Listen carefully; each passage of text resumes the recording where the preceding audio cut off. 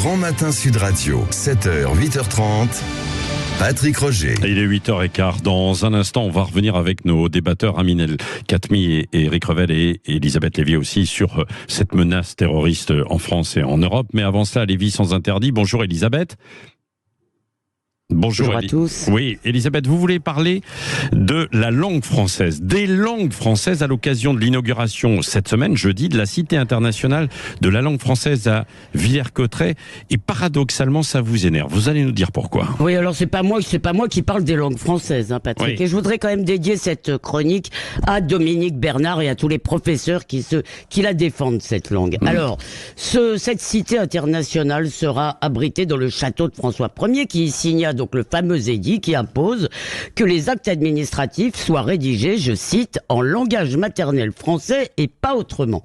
Alors, quasi abandonné, ce château, il a bénéficié d'une restauration à 200 millions d'euros. Même partant de disette, les folies du monarque républicain sont désordre. Alors, on peut compter sur le président pour prononcer un discours lyrique qui célébrera l'universalisme du français en convoquant nos plus grands auteurs. Bon, moi, je préférerais que cet universalisme ne soit pas menacé par les coupes budgétaires des alliances et des lycées français, mais passons.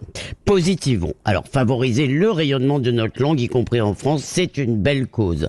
Mais quand j'entends le directeur Paul Rondin, produit de la technostructure cultureuse, il travaille au Festival d'Avignon, parler des langues françaises, j'ai de gros doutes. Et voilà ce qu'il dit aussi.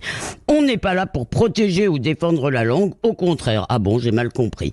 On est là pour la faire vivre dans sa vitalité hospitalière, car les mots sont migrateurs. Nous y voilà. Évidemment qu'il y a d'immenses d'écrivains francophones en Afrique et ailleurs, mais le sous-texte de ces mots migrateurs, eh bien, c'est qu'on aime le français, à condition qu'il n'ait strictement rien à voir avec la France, sa culture et son histoire. Bon, vous extrapolez peut-être un petit peu, non ? Parce que, et puis finalement, ce sont les locuteurs et les écrivains qui font vivre la langue, Elisabeth.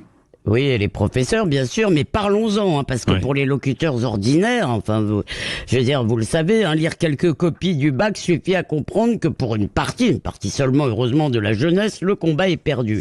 Et reste à espérer qu'on sauvera les générations suivantes. Dans ce combat, en effet, les écrivains devraient être des alliés naturels. Que nenni ! Une cohorte de gloires littéraires et scientifiques emmenée par Annie Ernaux, notre prix Nobel, réclame dans le monde l'application de la réforme orthographique de 1990 avec une obsession, la simplification. Et leur boussole est totalement utilitariste. Voilà ce qu'ils écrivent. Que gagne-t-on à apprendre des règles qui n'ont rien de logique ? Ils veulent donc supprimer les chichis, les bizarreries, les incohérences, comme l'accord du participe passé avec l'auxiliaire avoir, et le pluriel en X. Fini les poucailloux, hibou, vous connaissez la suite, je suppose.